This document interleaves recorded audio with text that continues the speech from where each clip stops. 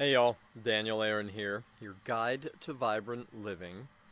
And I'm guessing, tell me if this is true, that you either have dealt with alcoholism yourself, well, meaning yourself, or someone you love, or you know someone in your environment who has dealt with it or is right now. I've never shared this story in any public way before, and on a side note, if you find this interesting and useful, this kind of story, and then what to do with it, what to do with the stories, how to heal, how to grow, how to share with others, is something that I go into in more depth in our sangha, in our membership, Your Vibrant Life Now. Let me know if you're interested, and I'll share more with you about that.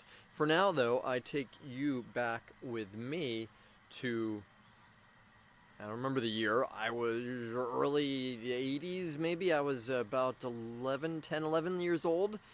I lived in Florida at the time, and my father lived in Maine, and I would go visit him for summers, right? Summer vacation with Dad, and it was great.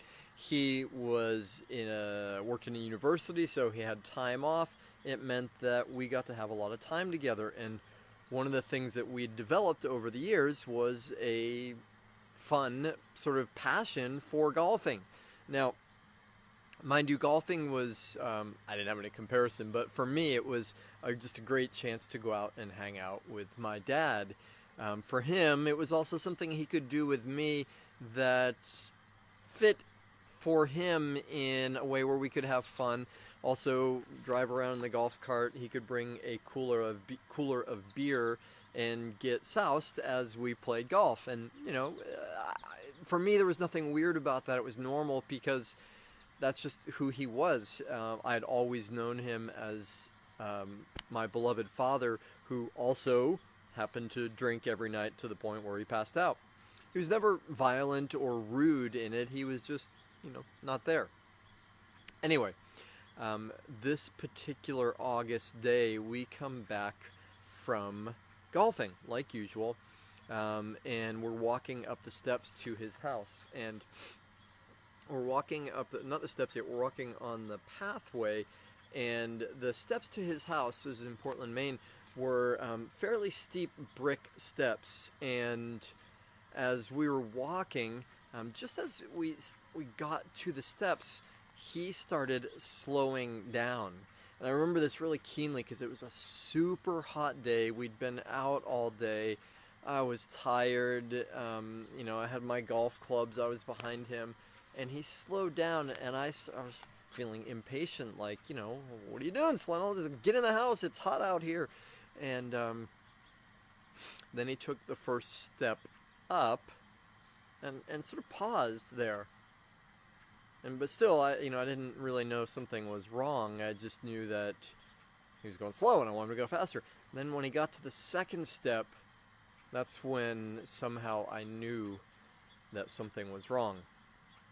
And it was when he was on that second step, the pause grew longer, and he also just wavered a little bit, like that kind of waver. And in that moment, I had this feeling, I'm sure you've had this, where just like whew, tingly sensation, like, uh-oh, something's really wrong. And just as I realized that, his golf clubs, he had this big bag of clubs, was on his shoulder, and it slid off his shoulder, and it hit the step beside him, and it made a clank. And then when it hit the step, of course this is all happening quite quickly by this point, then his teetering became a full-on fall backwards. And now, mind you, these are steep brick steps, and he's 2 up now.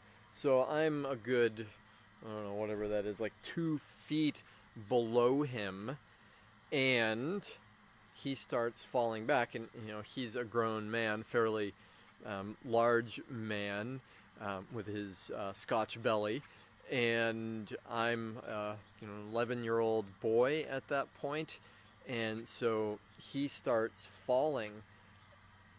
I don't know what to do, and of course this is all just instinct at the moment, so I try to catch him.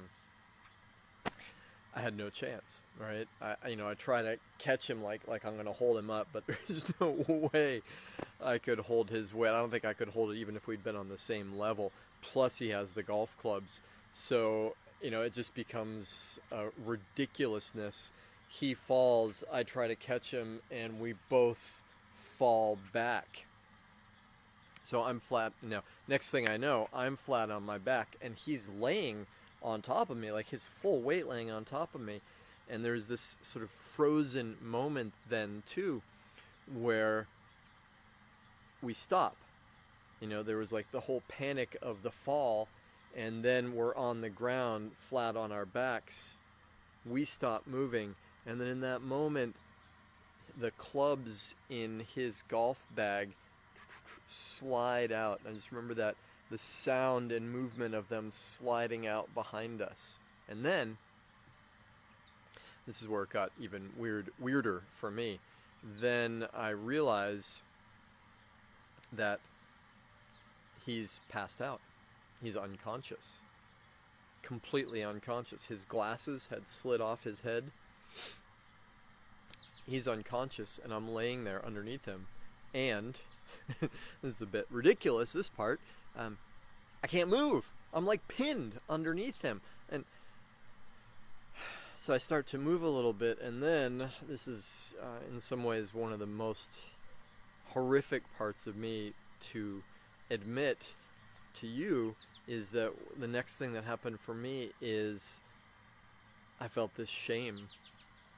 And I looked over this way to see the neighbors on this side of his house, if there was anyone there, and if they could see us, because here we are on a weekday afternoon in August, and he had been drinking a lot, but it wasn't that he was drunk in that moment. I mean, he was probably fairly drunk, but there was obviously something else going on, and I'm laying there underneath him, and I can't move, and I'm just ashamed of, one, that I couldn't catch him, two, that he's a drunk, three, that our family's just so messed up and weird.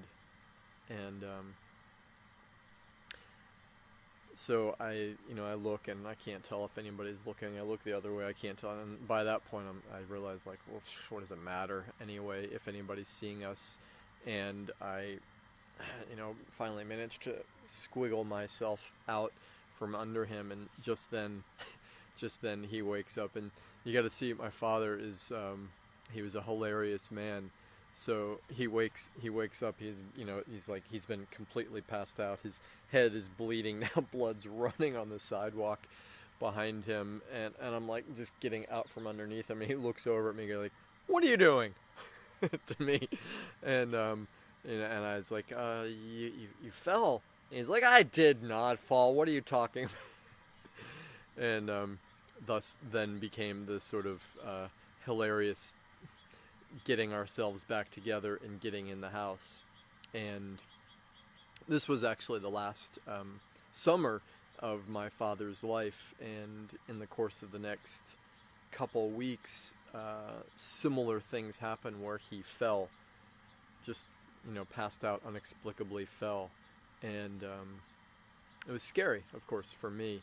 I didn't know what it meant or what to do with it at the time, and like many things, I was just trying to survive it. And like childhood, I just wanted to get through it. And I tried to address it with him. He was having none of it. "What are you talking about? I was just taking a nap."